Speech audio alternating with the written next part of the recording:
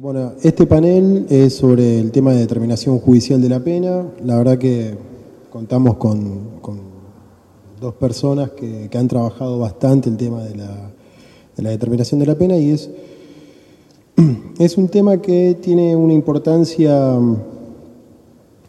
muy subestimada a lo largo del academicismo, si se quiere, en el cual se ha trabajado mucho la teoría del delito, pero el tema de la determinación de la pena se ha tratado muy poco y se ha investigado muy poco.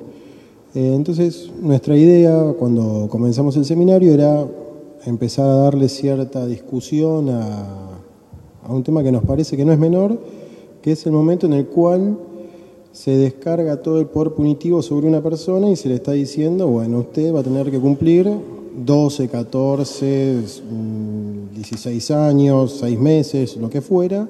Se gradúa la cantidad de poder punitivo sobre una persona y es un tema que a lo largo de la academia no se ha discutido con la intensidad que requiere. Entonces, por eso nos pareció muy importante poder contar con José Marinaro, que es docente en la Universidad de La Matanza, está en un proyecto de investigación sobre la determinación de la pena, muy importante, donde están haciendo avances en el tema que en un futuro va a dar que hablar, y también va a cerrar el panel la doctora María Laura Bohm, que es profesora en la Facultad de Derecho de la Universidad de Buenos Aires y también de la Universidad de Palermo, y ha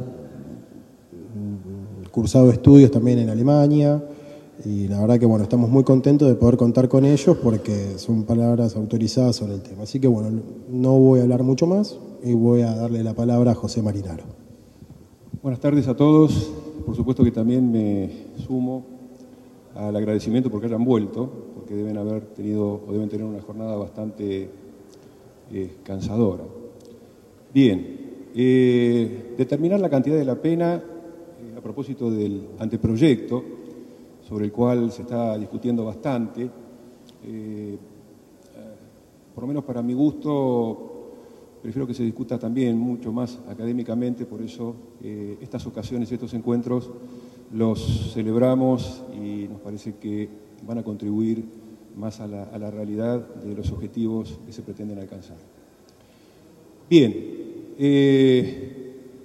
el anteproyecto tiene una estructuración en lo que hace a la determinación de la pena, que a mí en lo personal y en particular al grupo con el cual estamos investigando en la Universidad Nacional de La Matanza, nos parece que avanza sobre contenidos de manera, yo ya no solamente los contenidos, sino la estructura general, en un sentido de un mejoramiento respecto de los actuales y consabidos artículos 40 y 41 que tiene nuestro Código Penal vigente.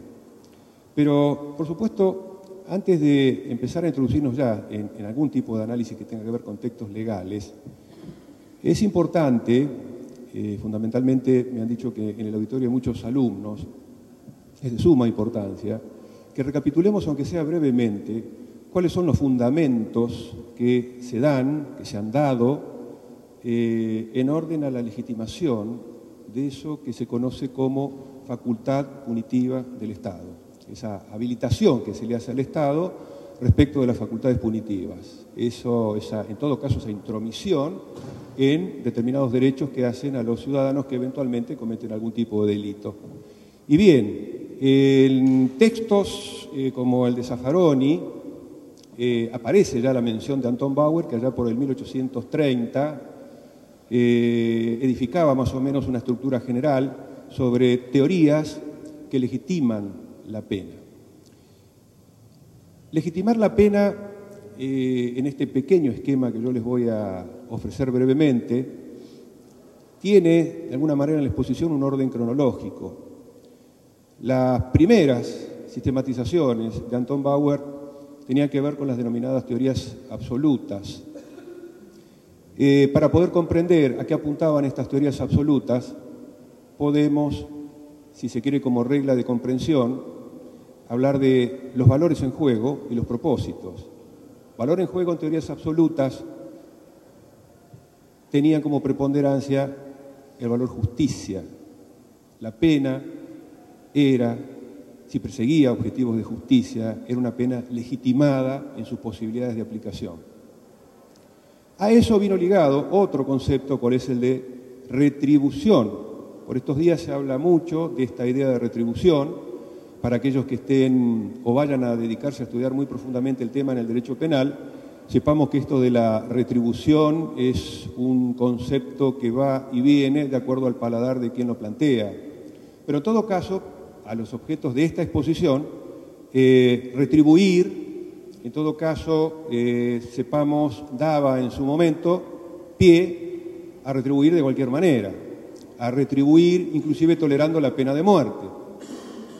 El sostén filosófico de estas ideas tenía representantes muy conocidos para los estudiantes de la carrera de Derecho, como son Hegel y como es también Immanuel Kant. Procedían ambos de una orientación filosófica de tipo idealista y eran partidarios también de este concepto de retribución. Mal por mal, así operaba la retribución. De hecho, en algunas clases iniciales de la universidad, a veces, se hablaba de que la retribución aparecía contenida en el artículo 5 del Código Penal, donde se dice cuáles son las penas que el Código aplica. Digo en el texto vigente, inclusive, hablándose allí de penas que afectan derechos, que afectan libertades, que afectan el patrimonio. Pero bueno, la crítica, en todo caso, iba por ese lado. La extrema posibilidad de reacción que aplique la consecuencia muerte, en realidad llevó a que con la evolución del resto de las orientaciones teóricas, esto llevó mucho tiempo, por supuesto, estoy abreviando mucho las cosas, llevó a que se empezara a pensar en otra cosa más, se empezara a pensar en la utilidad.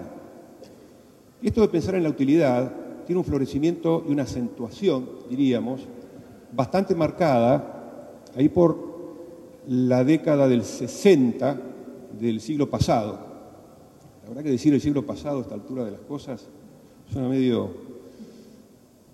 somos muy viejos, o no sé, pero siglo pasado. Bueno, la década del 60, la época de los Beatles, es como que la expresión de utilidad en el terreno de la mensura de la pena o de la legitimación de la pena pasaba por resocializar. Es decir, en un auge, algunos lo atribuyen a alguna postura filosófica de tipo social ingenua, ¿no? Algunos creen que resocializar es ingenuo. Después vamos a ver si tengo tiempo de decir eso, creo que no, y falta mucho por recorrer todavía. Pero bueno, resocializar entonces no dejó de lado la idea de justicia en la pena. Mal podría pensarse en dejar de lado ese valor para aplicar la pena.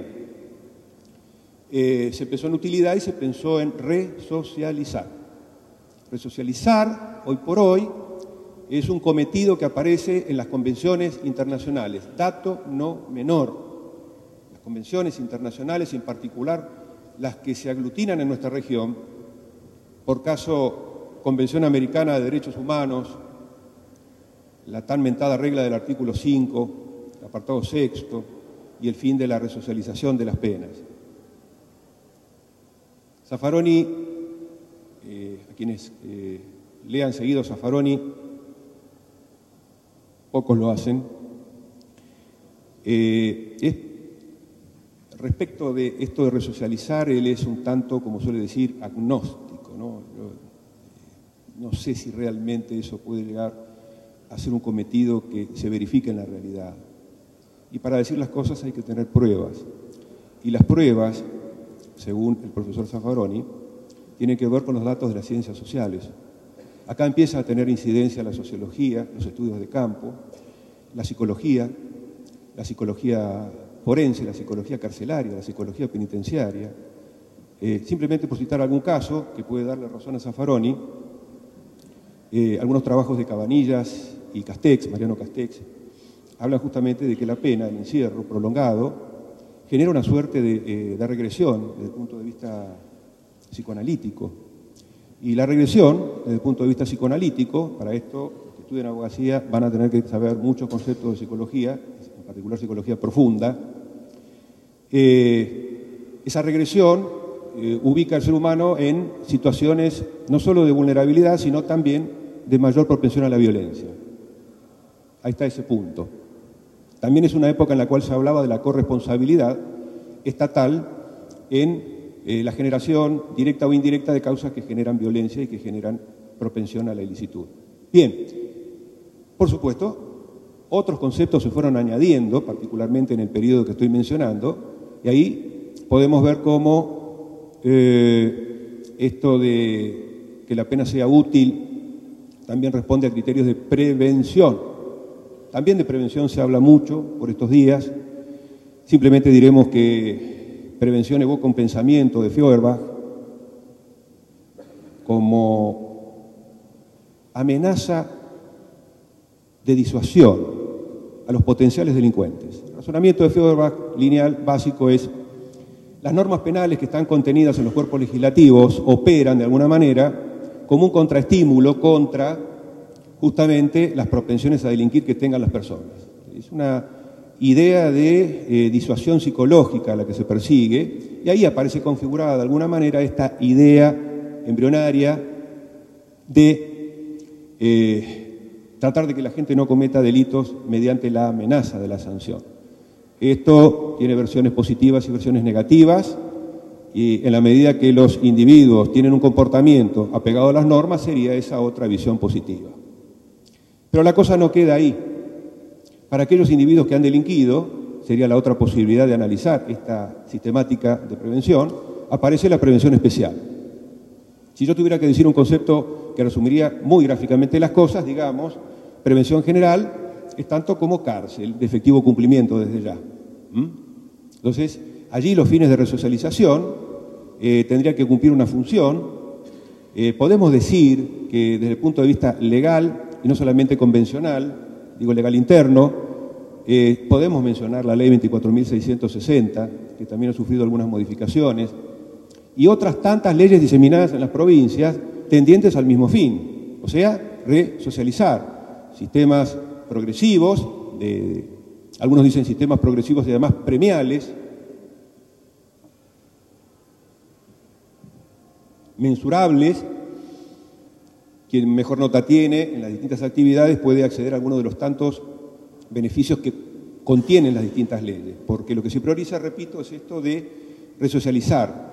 Alguien decía alguna vez, Elbert, la verdad que resocializar en el ámbito carcelario se parece mucho a pretender enseñarle a una persona a jugar al fútbol en un ascensor. Es un tema que la verdad da para mucho, creo que nos vamos a volver a encontrar, así que dejemos esta puertita abierta simplemente porque veo la sonrisa de la colega Bohm, que tiene unas ganas bárbaras ahí de decir respecto de eso. Pero bueno, sigamos. También la prevención especial tiene vertientes negativas y positivas de acuerdo a que se logren los objetivos resocializadores o que estos, en todo caso, se vea a sujetos incorregibles con los cuales hay que hacer algo, y algún antiguo pensador no dejó de proponer la idea de la eliminación. O sea que cuidado con la prevención especial negativa, ¿no?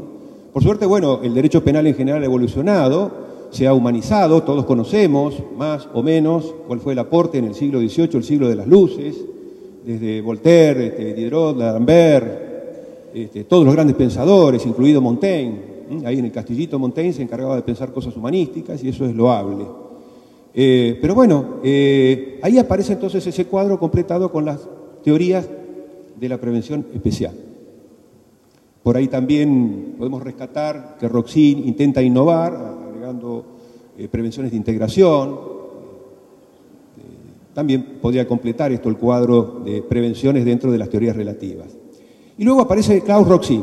Klaus Roxin, que lo podíamos ubicar a Roxin dentro de la gama de pensadores del derecho penal en clave funcionalista, pero en clave funcionalista moderada. Ya sabemos, y si no lo sabemos, escuchemos esto, que la clave más estricta, más acérrima, digamos, de lo que tiene que ver con el funcionalismo sistémico es Günter Jacobs, que justamente el año pasado lo trajimos a la Universidad de La Matanza.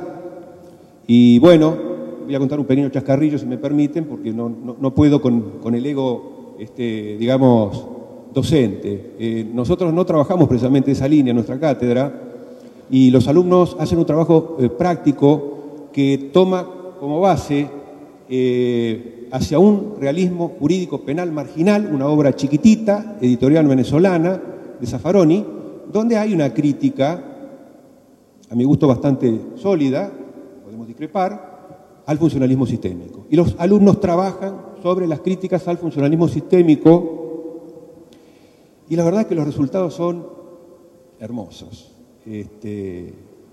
Tengo acá un par de hijitos pródigos que hicieron preguntas incómodas a Yakov. No les puedo decir a ustedes la sensación de cocarda hermosa que llevo en mí y que no figura en ningún registro, solamente en el que ya ustedes comprenden. Pero bueno, Klaus Roxin decía, intenta algo que es bastante novedoso. Él hace una clasificación que algunos tildan de dialéctica, emulando la dialéctica hegeliana, que también algunos pensadores en economía la utilizaron para explicar el marxismo. Antes de delinquir, puede ser disuadido por la amenaza de sanción. Grité mucho. La amenaza de sanción.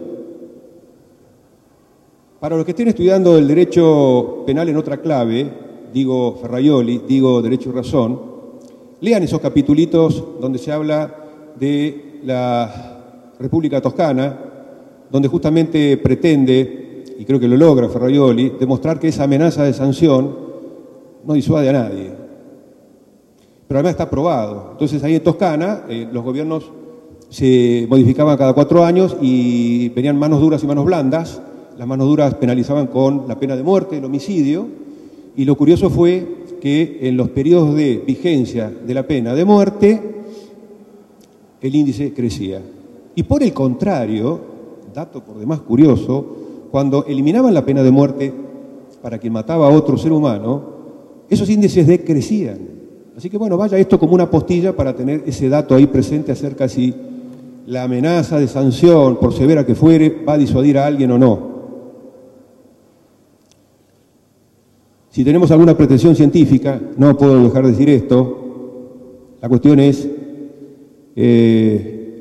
¿podemos hacer una estadística de los disuadidos?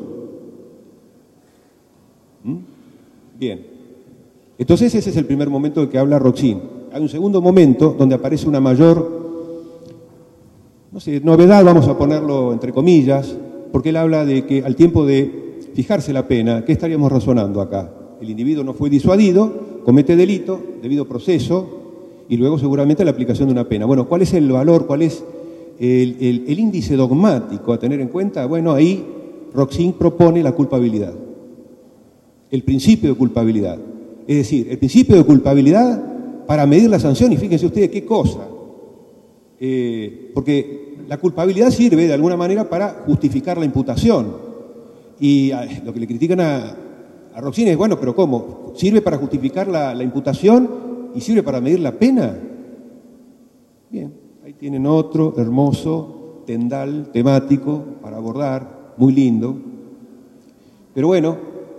Y el tercer momento, finalmente. El tercer momento, en estas teorías mixtas o de la unión, es el momento de la ejecución. Y es un momento que tiene una derivación bastante lógica. ¿Qué significa? Bien, el individuo que delinquió es prisonizado y es sometido al tratamiento penitenciario.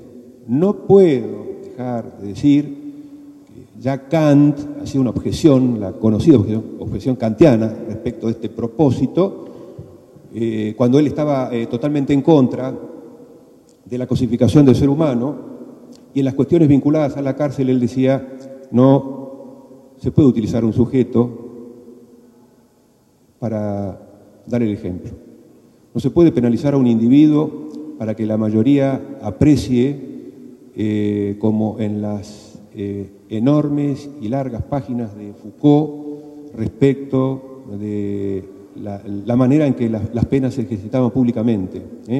Lean Vigilar y Castigar, primero y segundo capítulo, cómo al pobre Damiens lo descuartizan, o intentan hacerlo, y la verdad que Damiens tiene una dureza espantosa, pobre. Bien, dejamos dicho eso simplemente como una crítica que procede también desde el plano filosófico. Ahora, tenemos que tener en claro que ese sería el conjunto de teorías que pretenden legitimar la pena, dijimos, repetimos, fundamentar el por qué habilitamos la intervención del poder punitivo estatal. No menos importante es, y esto particularmente sucedió en Alemania, que luego se han desarrollado otras teorías que ya sí tienen que ver más, no solo con la fundamentación, legitimación de las penas, sino con criterios teóricos para cuantificar la pena. Cuantificar la pena. De los habidos, podemos mencionar la teoría de la pena puntual o exacta, fijada sobre el concepto de culpabilidad. Se invoca que la pena tiene que ser exacta, que no hay por qué estar oscilando entre mínimos y máximos. O una pena que respete un espacio de juego, muy parecido a nuestros actuales 40 y 41. Se fija un marco entre un mínimo y un máximo. Y luego el juez tiene que tener delegada la posibilidad, repito esto, el juez tiene que tener delegada la posibilidad de oscilar mensurando la pena. Acá va lo que decía Pablo al principio. La verdad que si hiciéramos un estudio de las mensuraciones de penas y de las justificaciones, racionales o no, para medir la pena, nos vamos a encontrar con que escuetamente se ha venido diciendo, acá está el colega Leturmi, juez de cámara, que puede dar fe de eso, escuetamente se indican que valorados los artículos 26 y 41 del informe vecinal producido por la policía, y ahí automáticamente se pasaba a decir la cantidad de pena. Nunca se vio una explicación en relación a esto que estamos diciendo nosotros. Bien, el proyecto dice, está la doctora Barbagelata por acá, bien dice el proyecto, del deber de fundamentar. ¿Hacía falta ponerlo? Bueno, hay que fundamentar. Y también, además de fundamentar, la posibilidad de la vía recursiva, más allá de que en el plano de las cuestiones procesales, Barbagelata tiene una opinión bastante marcada, lean la disidencia. Bien. Entonces, estas teorías lo que intentan es decir la cantidad de pena. Y hay una de ellas, teoría del valor relativo, que es una de las denominaciones, que en realidad, aparentemente lo que está queriendo decir esta teoría del valor relativo es, nosotros no vamos a estar teniendo tan en cuenta los fines de la pena. O sea, ese conjunto teórico que hablamos antes, lo dice, nosotros no lo vamos a tener tanto en cuenta. Porque nosotros dividimos la cuestión en dos momentos. Y el primer momento será el de la culpabilidad, medido por la gravedad del hecho. Y el segundo momento, ya distinto, una vez que se fija la pena, o la cantidad, es ver cómo incide algún fin, pudiera ser el fin de prevención especial, ahí sí pueden cobrar alguna relevancia.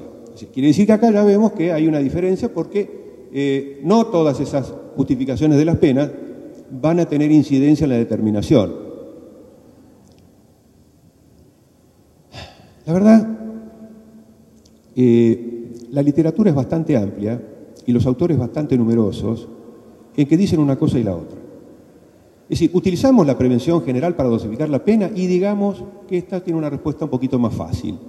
No sirve para nada, es por lo menos una opinión que en general tiene alguna conclusión aceptada mayormente.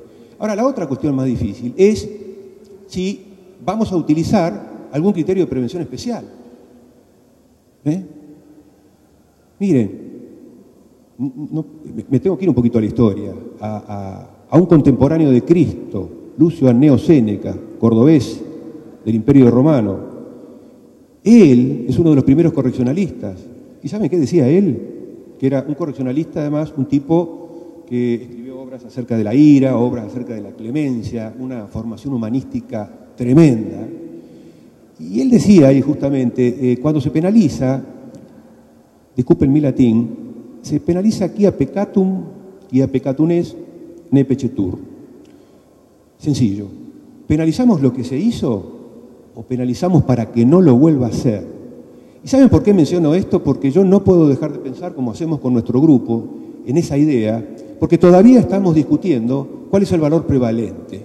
Si penalizamos por lo que se hizo o si penalizamos para que no se haga. ¿Qué es lo que estamos teniendo en cuenta en este segundo segmento de la afirmación? El futuro, la prognosis. Lo dejo dicho. Bien, ya tenemos entonces todos los marcos, los pensamientos, los autores, para que tenga posibilidades también la colega Bohm de explicar lo suyo. Yo muy brevemente quiero decir esto.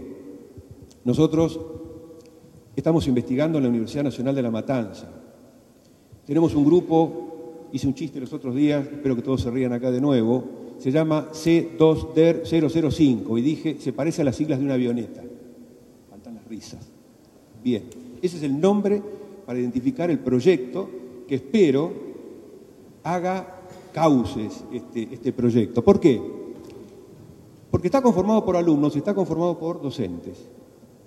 Hemos elegido el tema luego de meses de deliberación donde hemos citado única y exclusivamente a esas reuniones a un filósofo. Bueno, Welzel estudia filosofía, Jacobs estudia filosofía, o sea, la filosofía y el derecho penal están siempre ahí muy juntos, no descuiden ese dato, salgan corriendo a estudiar filosofía. Bueno, ¿por qué digo todo esto? Porque los elementos que tenemos son teóricos y he mencionado también elementos de tipo normativos, infraconstitucionales, constitucionales y convencionales. No puedo dejar de decir también que la posibilidad de revisar la pena también amerita no solo un control de constitucionalidad, sino también un control de convencionalidad. Ahí hay otra cantidad de cosas interesantes, novedosas. Ahora, ¿qué estamos haciendo en el grupo y cuáles son las ideas incipientes? Digo incipientes y las digo simplemente porque el grupo me presiona para que ya empiece a dar a conocer más o menos cuáles son las ideas tentativas que tenemos.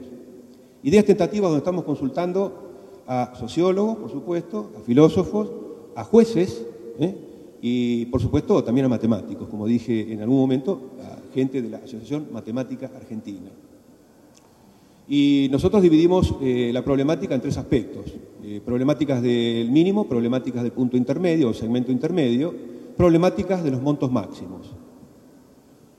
En las problemáticas del monto mínimo, que es donde ya estamos más o menos teniendo algunas ideas, las otras están en desarrollo, nosotros creemos que el proyecto es bastante interesante en punto a que existe la posibilidad de eximir de pena o de apartarse del mínimo, poniendo menos del mínimo, porque el proyecto, y eso léanlo en la fundamentación, ahí se dice claramente acerca del valor orientativo, indicativo, son expresiones que por ahí utiliza Binder o utiliza Zaffaroni y por supuesto los autores del proyecto.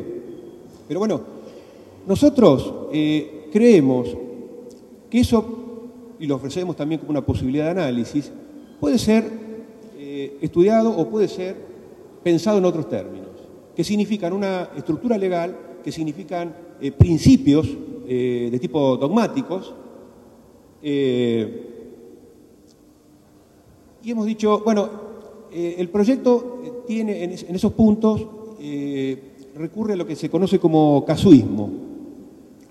Es decir, enumera una serie de supuestos con los cuales se podría ir en menos del mínimo de la pena. Nosotros decimos, la experiencia ha demostrado que en materia legislativa, cuando se ha utilizado el casuismo, a veces el legislador se ha quedado corto de imaginación. Entonces proponemos algo que pudiera ser un tipo abierto, aquí estarían eliminadas o por lo menos reducidas las objeciones contra los tipos abiertos, porque esto es pro homine, si queremos poner in bonam partem también, porque sería para siempre aplicar un criterio reductor. Entonces un tipo penal abierto que contenga la casuística que dice el proyecto, que eso tenga un valor también orientativo para la interpretación, pero también lo que estamos queriendo es que haya, en la medida de lo posible, algún elemento de tipo dogmático, como una excepcionalidad condicionante del mínimo del injusto. Entonces, esa regla general permitiría que aquellos casos que no aparezcan contenidas en la enunciación casuística, por operatividad de ese principio dogmático, pudieran tener cabida y pudieran recibirse sin mayores inconvenientes. Esa es una idea. Y por supuesto, el mismo texto contendría la idea de que son valores orientativos e indicativos. Y en la parte de expresión de los sentidos y los alcances de ciertas expresiones usadas en el código, actualmente en el proyecto, quiero decir, del artículo 63, Orientativo tendría que ver con algún reflejo en la vía procesal. Sería orientativo justamente para que el marco mínimo y el máximo esté todavía allí considerándose prima facie, ab initio, en la investigación penal preparatoria inicial, y las medidas de coerción puedan tomarse por lo menos provisoriamente con relación a ese valor. Luego indicativo tendría que explicar el sentido, el texto, como forma de interpretación auténtica, que ya estamos en un estadio distinto, es el de la fijación de la pena luego del debido proceso. Fijación de la pena luego del debido proceso. Entonces acá es orientativo en el sentido de que el juez se puede apartar cuando ya definitivamente ha de fijar la pena. Y digo, el juez se puede apartar y no puedo dejar de decir, como lo planteó el cuerpo de expositores en un coloquio que organizamos también en la Universidad de La Matanza en el contexto de la investigación, particularmente Devoto y Herbel insistieron mucho en el hecho de vincular, y esto es muy importante, vincular toda la temática de la dosificación de la pena también al modelo procesal del que se trate. Se les viene ahora acá, en el ámbito nacional, un Código de Procedimientos Penal acusatorio, y por si no se insiste demasiado en esto, hay mucha compatibilidad en un sistema garantístico, si quieren llevar la idea a lo que dijo Ferraioli, y un sistema procesal acusatorio. Acusatorio quiere decir un montón de cosas, quiere decir un concepto de verdad distinto, no es un concepto de verdad absoluta logrado porque eso no existe. Así que bueno, de esa manera el concepto de prueba también, prueba es aquello que es producto del debate y la contradicción. Se toma una idea del falsacionismo popperiano, esto de discutir las cosas, y son tratadas también por Ferraioli con aquello de las ponencias, es decir, las resistencias, la discusión, modus ponens, modus tollens. Bueno, todo eso también quiere decir. Y también quiere decir que si el fiscal desiste de la acusación, menudo tema de discusión, con algún reflejo jurisprudencial más o menos reciente, el fiscal, una vez que desiste, en tanto no medie un querellante manteniendo la acusación, obliga al tribunal a una absolución. El tribunal no puede colocar mayor cantidad de pena que la que pide el fiscal. ¿Por qué? Bueno, estarían violándose las reglas de imparcialidad. Y también hay una obligación, lo hablábamos esto con la doctora Bohm antes de entrar, que tiene que ver con lo que por ahí hemos denominado en algún punto de la reunión del grupo, el hacer un ejercicio de análisis semiótico de ese ejercicio del poder punitivo cuando se dicen las sentencias. Repito, un ejercicio o un análisis de tipo semiótico de la discursiva que se emplea. Porque cuando hay que fundamentar no se puede decir cualquier cosa, y ahí aparecen distingos básicos en el derecho procesal propedéutico de la motivación o de la fundamentación. Bueno, todo eso es lo que aparece ahí en este contexto. Me estoy extendiendo demasiado y quiero decir, también hemos mirado modelos comparados.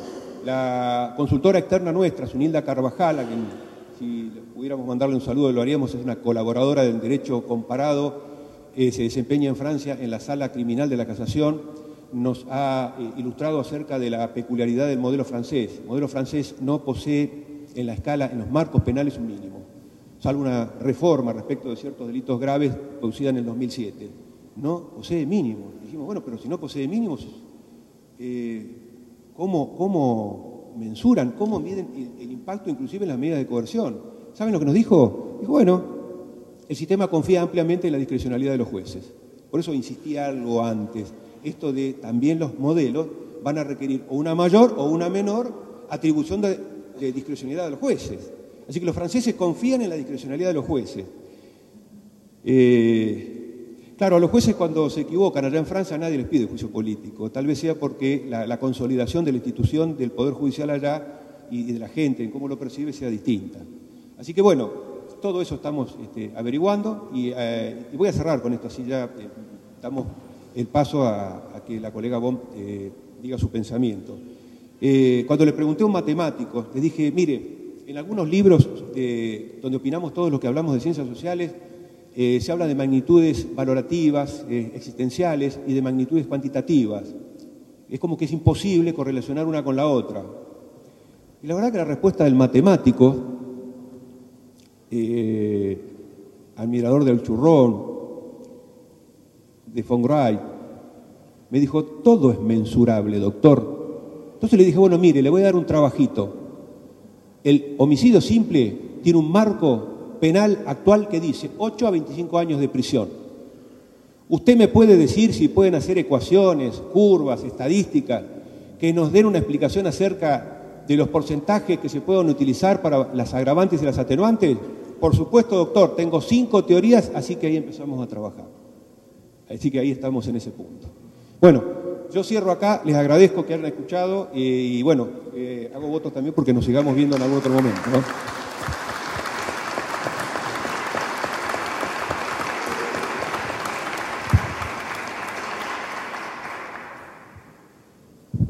Le damos la palabra a María Laura Bon.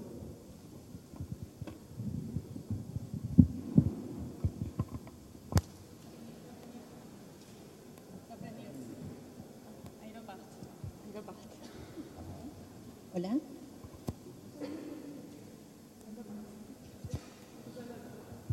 Hola, ¿se escucha? Sí. Bien, buenas a todos. La verdad que después de esta exposición no tengo muy claro ir a nivel, por decir de alguna manera, penal. Por suerte tenía preparada mi exposición desde la perspectiva que vengo trabajando desde hace unos cuantos años, no penal, sino más bien criminológica. Y mi exposición no va a ser tampoco tan ordenada. A diferencia de muchas de las personas que están probablemente en la sala,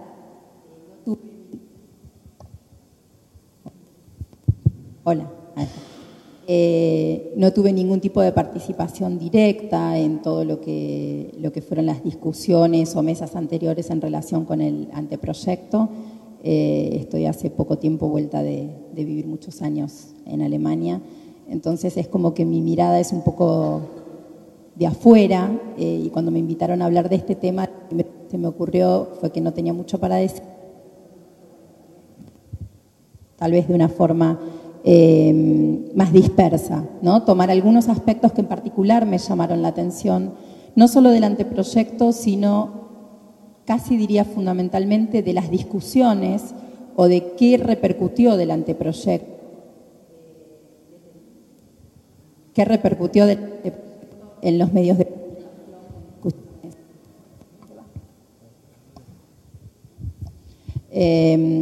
o en discusiones que se escuchan en general en la calle. Llama mucho la atención que el tema del anteproyecto, al menos a mí me llamó la atención, que el tema del anteproyecto no se quedó exclusivamente en salas de tipo legislativas, académicas, sino que realmente en los medios hubo mucho interés en el ámbito político, más allá de quienes han estado trabajando directamente en el anteproyecto, y creo que muchas de los aspectos del anteproyecto fueron tomados en forma bastante equivocada. Ya se sabe que hubo mucha discusión de tipo político-partidista, digamos, mal utilizado, creo yo, mucho de lo que el anteproyecto propone, y eso ha generado una cierta confusión, y específicamente sobre esos puntos es sobre los que me gustaría tal vez plantear algo en cuanto a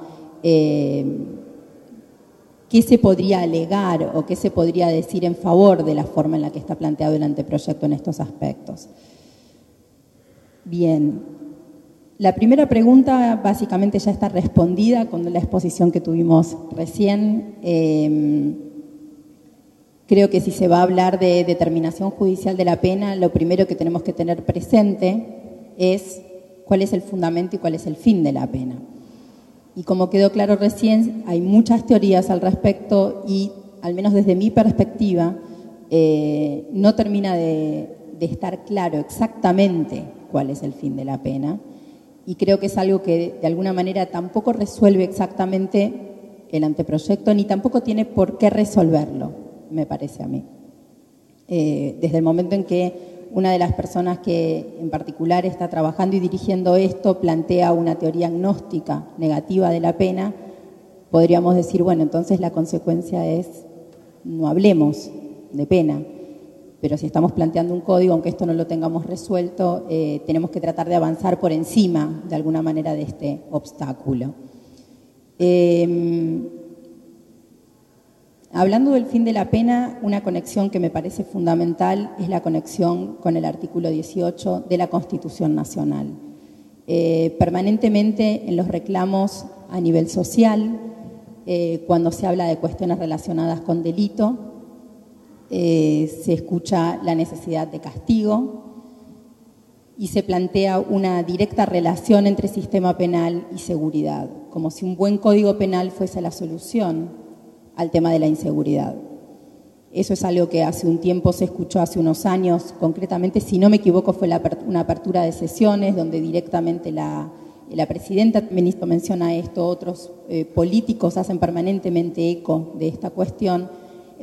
Si tuviésemos un buen código, tendríamos menos inseguridad.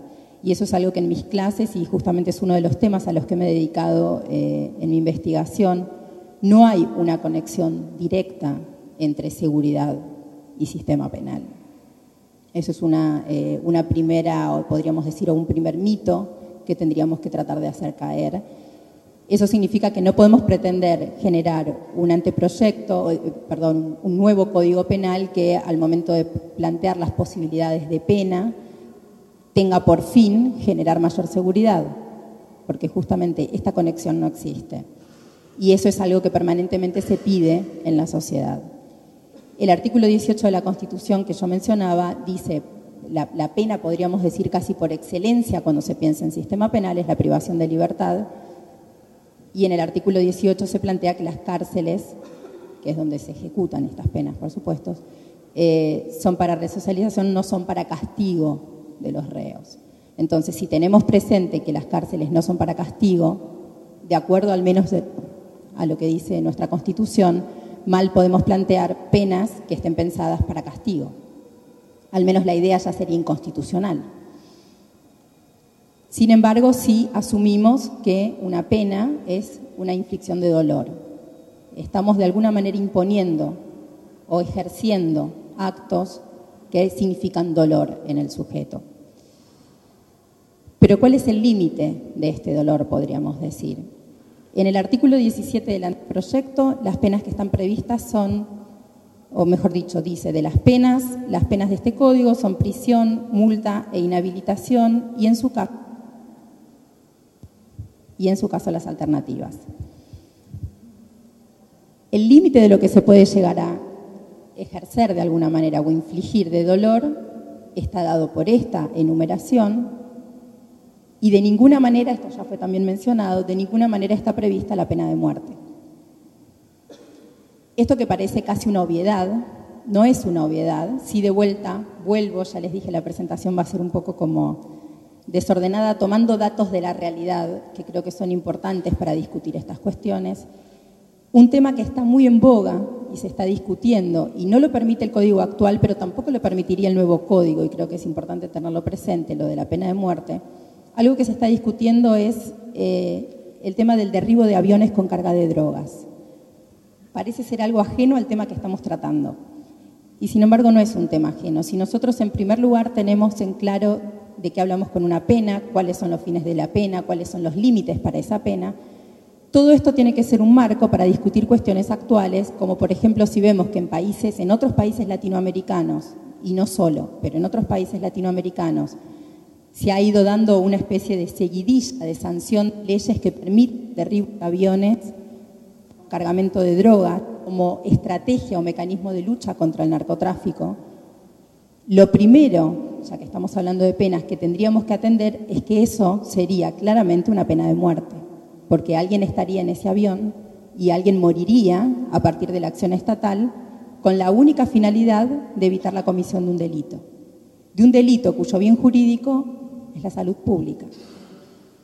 Entonces, no hay conexión entre el matar a alguien, que sería esta especie de pena de muerte ilegal o paralegal, sumado a que sería sin juicio, sumado a que el indubio pro reo estaría absolutamente violado, porque ante el desconocimiento de qué es lo que está sucediendo en ese avión, estoy disparando y matando.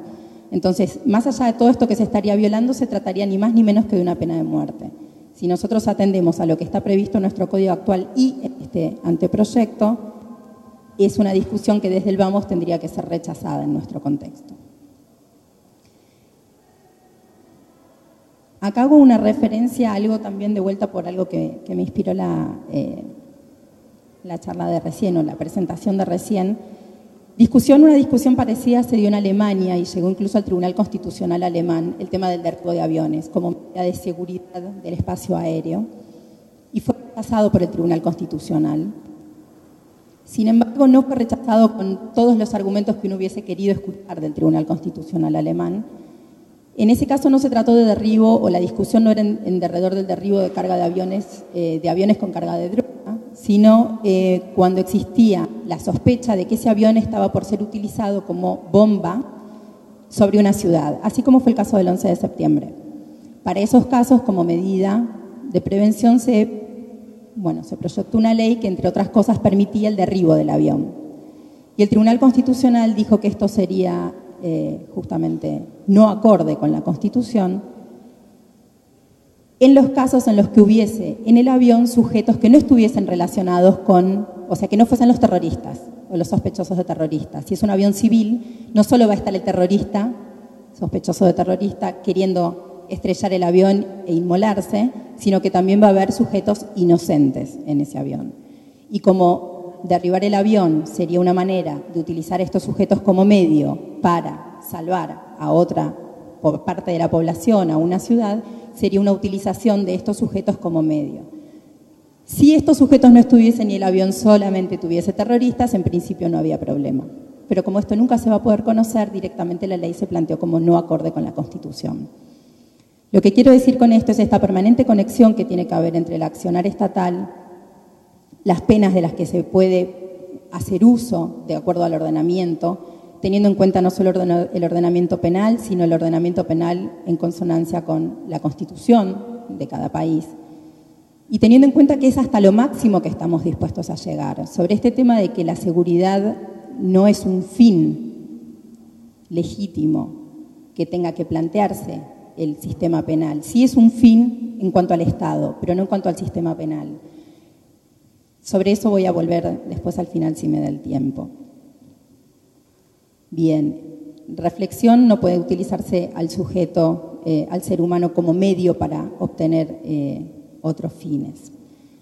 Lo de la pena de muerte, para cerrar con esto, también en relación a algo que mencionaste antes, cuando en Guatemala, que Guatemala es el único país junto a Cuba que en América Latina tiene todavía, formalmente al menos, la posibilidad de pena de muerte, si bien no se está aplicando, en una de las últimas oportunidades en que se aplicó la pena de muerte en Guatemala, esto después se hizo público, es decir, se filmó.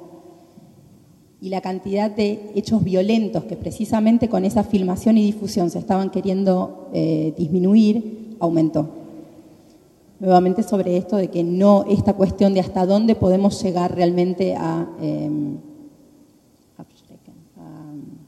intimidar con la pena que estamos proponiendo es algo que nunca podemos llegar a terminar de conocer, ¿no? Este dato de la realidad nos falta.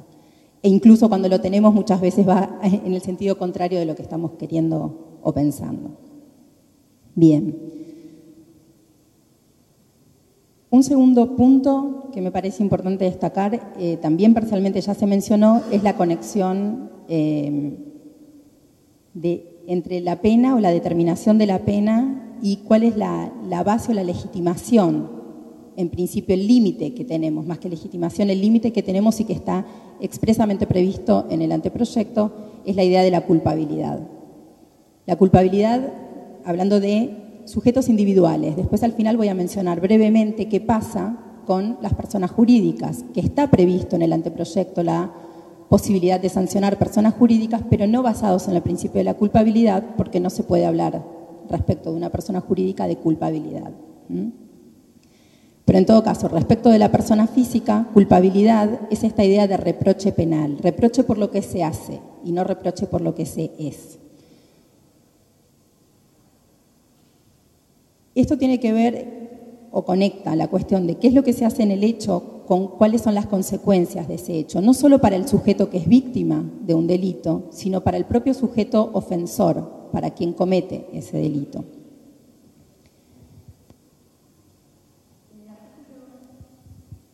En el artículo 18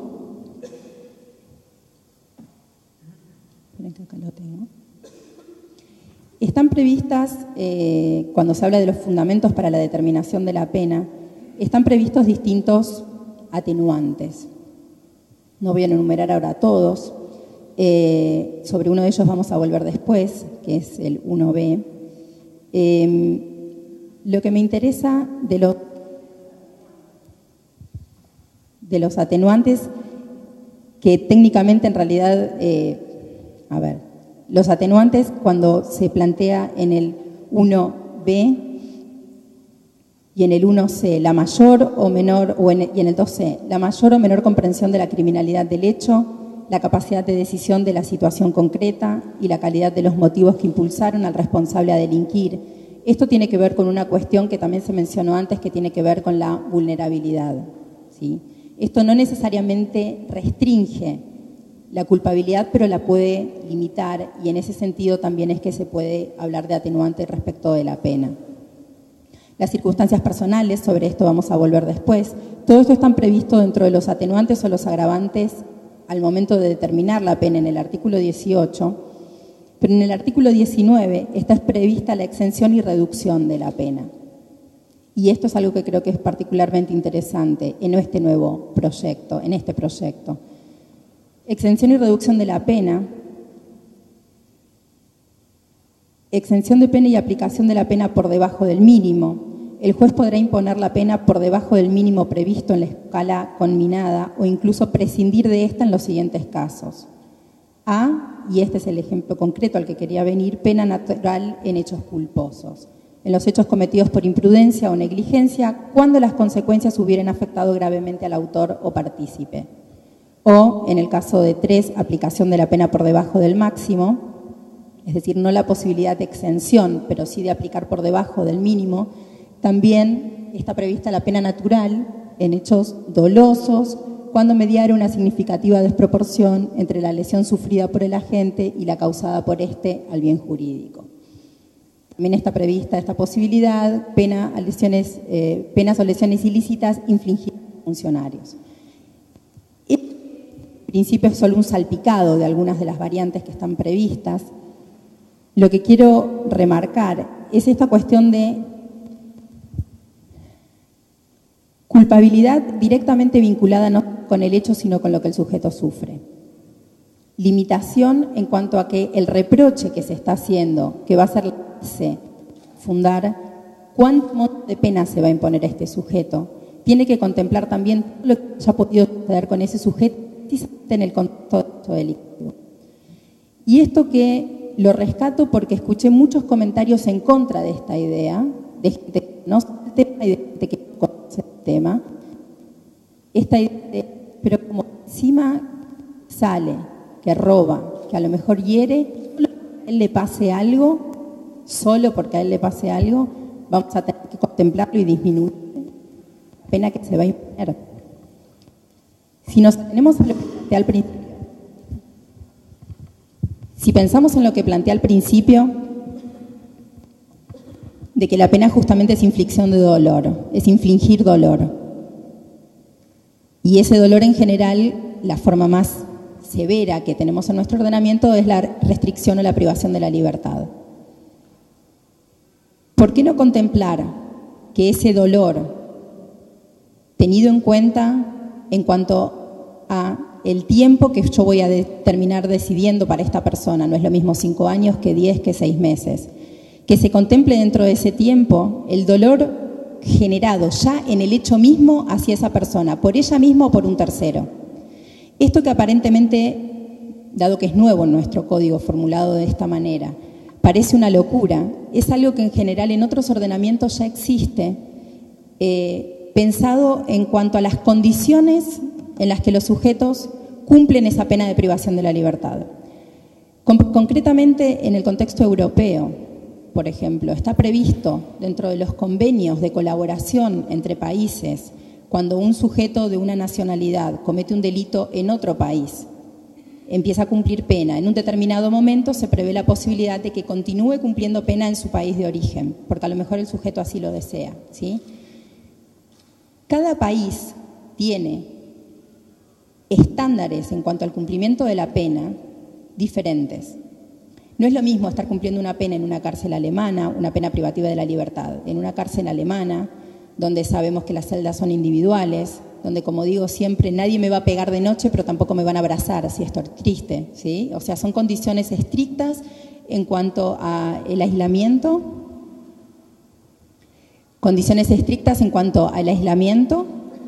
pero condiciones que no permiten que se genere mucho más dolor. Entonces, el cumplimiento es algo bastante pulcro, podríamos decir, con todo lo que significa la privación de la libertad y el dolor que está encerrado ahí. Pero no es lo mismo estar en una cárcel de uno de los países del sur de Europa, tal vez, donde es mucho más común, o de los países de Europa del Este, donde es mucho más común, mucho más similar a nuestro sistema, que haya celdas comunes, que haya violencia por parte del sistema penitenciario, que haya violencia entre las mismas personas privadas de su libertad. Entonces, el tiempo que yo paso en una cárcel en Alemania, comparado con el tiempo que paso en una cárcel de, por ejemplo, Grecia, se cuenta diferente. Si yo estuve como alemán detenido 3 días en Grecia, o digamos 1 mes en Grecia, probablemente cuando vuelva a Alemania me lo van a reconocer como si hubiesen sido 3. El tiempo se puede medir en relación al dolor y al sufrimiento y a las condiciones de detención y de esa privación de libertad. No es distinto lo que se está planteando en este anteproyecto. Es justamente eso, la relación directa entre que al momento de decir, bueno, usted es culpable hasta acá, pero tener en cuenta al momento de cómo voy a reprochar eso, tener en cuenta el sufrimiento que se haya podido tener en el hecho mismo. Me están haciendo señas de que tenemos que ir cerrando, así que voy a hacer un paso rapidísimo, por otros 3 temas que pensaba simplemente mencionar, que voy a simplemente mencionar.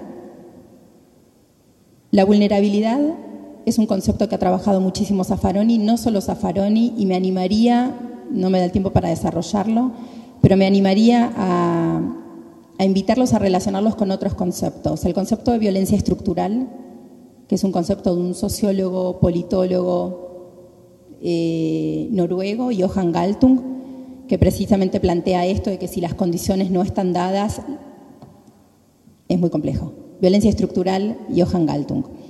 Relacionarlo también con ideas de Alessandro Barata, que plantea que si el sistema no penal, sino que si el Estado en sí no se ocupó de ciertos sujetos oportunamente, es muy injusto pensar que la única manera en la que se ocupe de estos sujetos sea cuando ya es tarde. Lo otro, peligrosidad, importantísimo, que fue radicada la idea de peligrosidad para valorar la pena, para agravar la pena.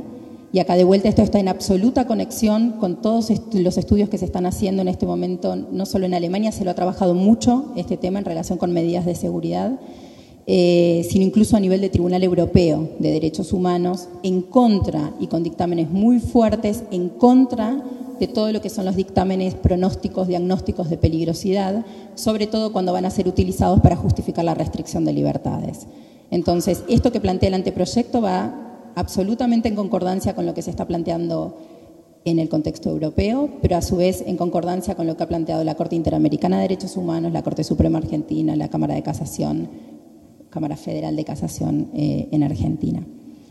Bien, simplemente mencionar, personas jurídicas están previstas en el anteproyecto, están previstas distintos tipos de sanciones y en este caso no se trata de culpabilidad. Es un reproche que tiene que ver con la actividad socioeconómica, podríamos decir, con el daño socioeconómico que produce la actividad de la empresa y por lo tanto la medición no va a ser de acuerdo a la culpabilidad, sino exclusivamente el daño que ha generado el accionar de la empresa.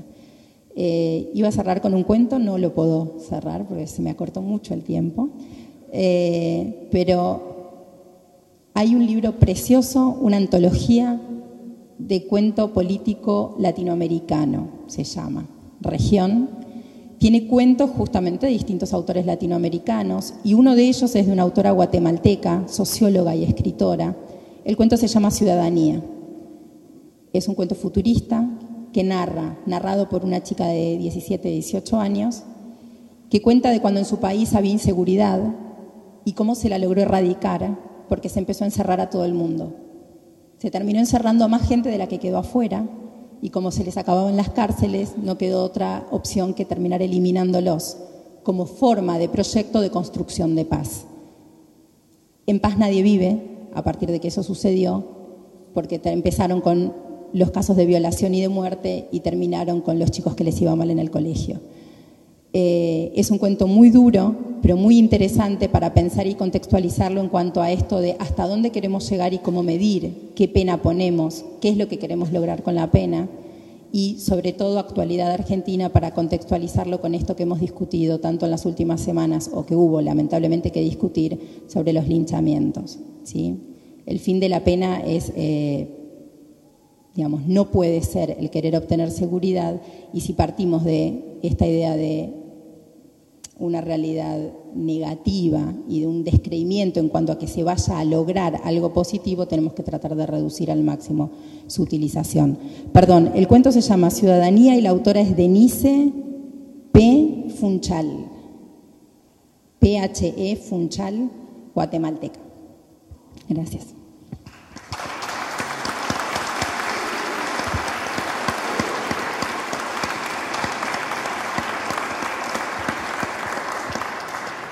Bueno, hola. Bueno, muchas gracias María Laura, muchas gracias José por su aporte. Con respecto a las preguntas, tenemos ya el próximo panel que va a cerrar el seminario, que son la doctora María Elena Barroyelata y la doctora Ribos de Rebori. Así que le pedimos, en caso de tener preguntas, que nos escriban a ese seminario reformacódigo.com y allí vamos a seleccionar las preguntas y las vamos a ir respondiendo en la medida de nuestras posibilidades. Les agradecemos y bueno, le vamos a dar paso al otro panel para cerrar el seminario. Y también, bueno, perdón, antes que eso, invitamos al secretario adjunto de ADUA, Horacio Fernández, y a las doctoras para que comiencen con el próximo panel. Muchísimas gracias.